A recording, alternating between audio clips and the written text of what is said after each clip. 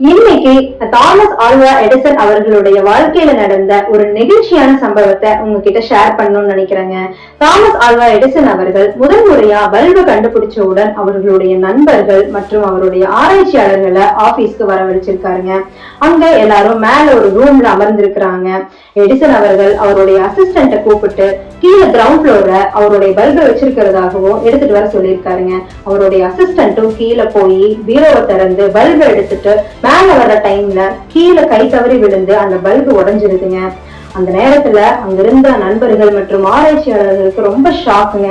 ஆனா எடிசன் அவர்கள் எந்த வித டென்ஷனும் இல்லாம ரொம்ப ரிலாக்ஸ்டா என்ன சொல்லியிருக்காரு அப்படின்னா, நான் 1000க்கும் மேற்பட்ட தடவை தோல்வி அடைஞ்சுதான் நான் இந்த பல்பை உருவாக்கி இருக்கேன். அப்படி இருக்கிறப்ப மீண்டும் ஒரு பல்பை எனக்கு உருவாக்குறது பெரிய விஷயம் இல்ல அப்படின்னு சொல்லியிருக்காருங்க. சில நாள் போகுதுங்க.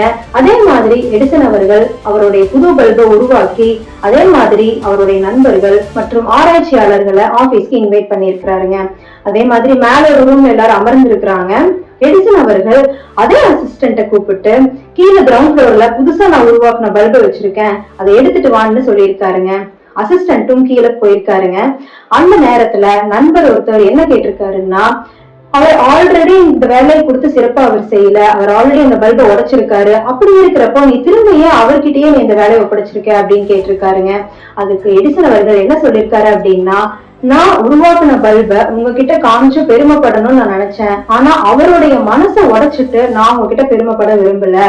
அது மட்டும் இல்லாம நான் இப்ப வேற யார்கிட்டயாவது அந்த வேலையை ஒப்படைச்சிருந்தேன் அப்படின்னா கண்டிப்பா அவருடைய மனசு உடைஞ்சிருக்கும். நான் திரும்ப அவருடைய பல்பை உடைச்சிருந்தாலும் திரும்ப உருவாக்குறதுக்கு உண்டான வழிகள் எனக்கு தெரியும். ஆனா ஒன்ஸ் அவருடைய மனசை நான் உடைச்சிட்டேன் அப்படின்னா அதை சரி செய்யறதுக்கு எனக்கு வழி இல்லை. ஆனா இப்ப அவர் என்ன நினைப்பாரு அப்படின்னா, நம்மளுடைய பாஸ் நம்ம கிட்ட ஒரு வேலையை சொல்லியிருக்காருன்னா அதை ரொம்ப விழிப்புணர்வோட கவனமா அதை செய்யணும் அப்படிங்கிற ஒரு உத்வேகத்தோட அவர் கீழே போயிருக்காரு. அதனால நான் நம்பிக்கை அளிக்கிற விதமா அவரே நான் அனுப்பிச்சிருக்கேன் அப்படின்னு சொல்லியிருக்காருங்க. அங்க இருந்த நண்பர்கள் மற்றும் ஆராய்ச்சியாளர்களுக்கு ரொம்ப ஆச்சரியமா இருந்துச்சுங்க. அந்த நேரத்துல எடிசன் கண்டுபிடிச்ச பல்பு யாருக்கு பெருசா தெரியலீங்க. அவருடைய குணாதிசயங்களை ரொம்ப மனிதநேயத்தோட இருக்கிறது எப்படி, மற்றவர்களை புண்படுத்தாம வாழணுங்கிறது எப்படி அப்படிங்கிறத எடிசன் அன்னைக்கு அவருடைய நண்பர்களுக்கும் ஆராய்ச்சியாளர்களுக்கும் கற்றுக் கொடுத்திருக்கிறாங்க.